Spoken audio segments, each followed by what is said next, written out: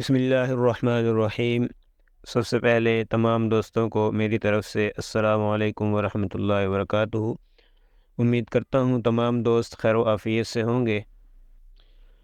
آج جو ہم آپ کے سامنے موضوع لے کے حاضر ہوئے ہیں وہ ہے تکبر۔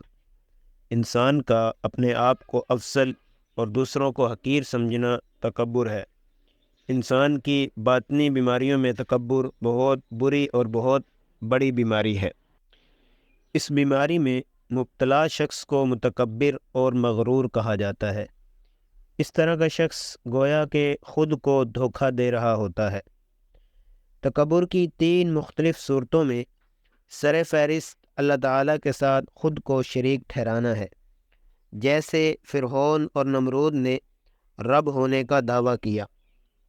دوسری صورت یہ ہے کہ انبیاء و رسول علیہم السلام کے مقابلے میں خود کو بڑا سمجھا جائے اور اللہ رب العزت کی طرف سے مبعوث کی گئی ان عظیم شخصیات سے بغض رکھا جائے، ان کی اطاعت اور پیروی نہ کی جائے، جس طرح بعض اہل مکہ نبی کریم صلی اللہ علیہ وسلم کی نبوت کا صرف اس لیے انکار کرتے تھے کہ بنو ہاشم کے خاندان میں جناب عبداللہ کے گھر میں ایک یتیم بچہ بڑا ہو کر کس طرح نبوت کا دعوے دار ہو سکتا ہے۔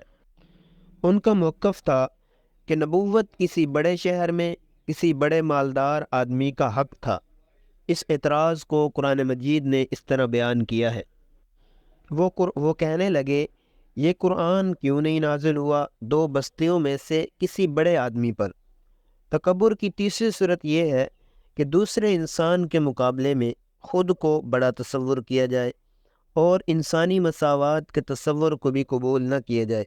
انسان کے اندر تکبر بعض اوقات کثرت علم سے پیدا ہوتا ہے اور بعض اوقات عبادت اور ریاضت، مال و دولت کی کثرت اور حسب و نسب پر فخر، عہدہ و منصب، کامیابی کے اصول، حسن و جمال اور طاقت و قوت کی وجہ سے پیدا ہوتا ہے، اور تکبر کرنے والا شخص جنت میں نہیں جائے گا۔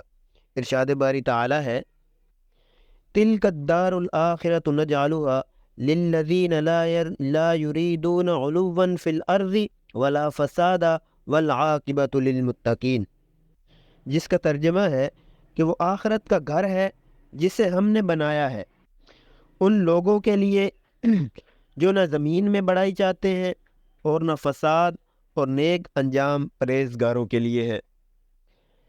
نبی کریم صلی اللہ علیہ وسلم کے ارشاد ہے کہ جس شخص کے دل میں رائی کے دانے کے برابر بھی تکبر ہوگا وہ جنت میں داخل نہیں ہوگا۔ غرور اور تکبر کی مختلف صورتیں ہیں، جیسے حق بات کا انکار کرنا، دوسروں کو حقیر جاننا، اور زمین پر اکڑ کر چلنا، کپڑے زمین پر گھسیٹتے ہوئے چلنا، اپنے سے کم مال و دولت والے کے پاس بیٹھنے سے نفرت کرنا اور اس کے ساتھ بیٹھ کر کھانا کھانے کو ناپسند کرنا، اور اس کے برعکس کسی کو سلام میں پہل کرنا، کسی شخص کی نصیحت قبول کرنا، غصہ نہ کرنا اور کسی کو حقیر نہ سمجھنا تکبر کا خاتمہ کرتا ہے اور انسان کے دل میں عاجزی کے جذبات پیدا کرتا ہے۔ اللہ رب العزت نے جب فرشتوں کو حکم دیا کہ آدم کو سجدہ کرو تو ابلیس نے انکار کیا، اور اس کے انکار کی وجہ یہی تکبر تھا، جیسا کہ اللہ رب العزت کا فرمان ہے، وَإِذْ قُلْنَا لِلْمَلَائِكَةِ اسْجُدُوا لِآدَمَ فَسَجَدُوا إِلَّا إِبْلِيسَ أَبَىٰ وَاسْتَكْبَرَ وَكَانَ مِنَ الْكَافِرِينَ، جس کا ترجمہ ہے کہ اور یاد کرو جب ہم نے فرشتوں کو حکم دیا کہ آدم کو سجدہ کرو تو سب فرشتوں نے سجدہ کیا سوائے ابلیس کے، اس نے انکار کیا اور تکبر کیا اور وہ کافروں میں ہو گیا۔ تو انسان جب تکبر میں مبتلا ہو جاتا ہے تو اپنی چھوٹی انا کے تحفظ کے لیے برے اخلاق کا سہارا لیتا ہے اور ایسا طریقہ اختیار کرتا ہے جو اس کی خود ساختہ عزت کو بچا سکے۔ اس نحوست کی وجہ سے انسان جھوٹ، غیبت، گالی گلوچ اور دیگر اخلاقی برائیوں کا شکار ہو جاتا ہے، جس کی وجہ سے وہ انسان معاشرے میں امن کی زندگی نہیں گزار سکتا۔ ایسے شخص کو اطمینان قلب جیسی عظیم کیفیت سے محروم رہنا پڑتا ہے۔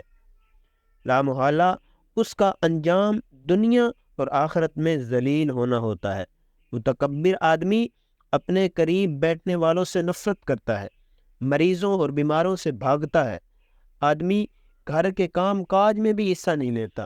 اس بیماری سے محفوظ رہنے کا بہترین طریقہ یہی ہے کہ ہم اللہ کی معرفت حاصل کرتے ہوئے اور انبیاء علیہ السلام کی تعلیمات پر عمل کرتے ہوئے غرور اور تکبر سے باز رہے، تاکہ ہم دنیا اور آخرت میں کامیاب ہو سکیں اور ہمارا معاشرہ امن اور سلامتی کا گہوارہ بن سکے۔